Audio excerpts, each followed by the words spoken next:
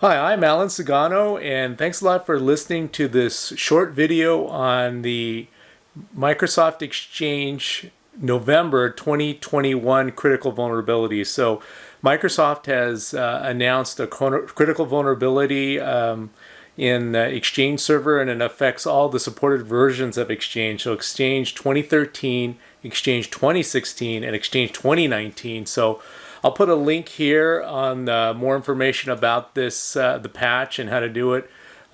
We fortunately got it on all of our clients that are running an internal Exchange server. We've got their servers patched.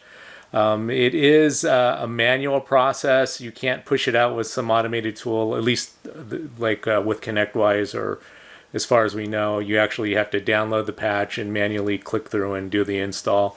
Doesn't take that long, but you need to be on a fairly recent version of the cumulative update. I believe it varies by different versions of Exchange, but I think for Exchange, for example, Exchange 2019, you can't be more than, I think, two revisions behind the cumulative update for Exchange. So anyway, if you don't have that patch on your Exchange server, get it on as soon as possible. It is very critical.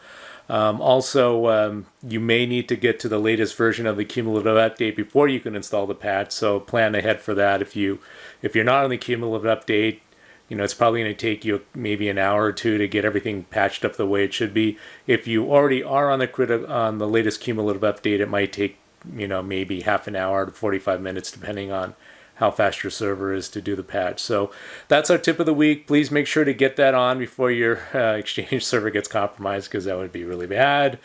Yikes. So that's it. If you like this content, please hit that subscribe button. Thanks a lot for listening, and stay safe out there. We'll talk to you soon. Thanks a lot.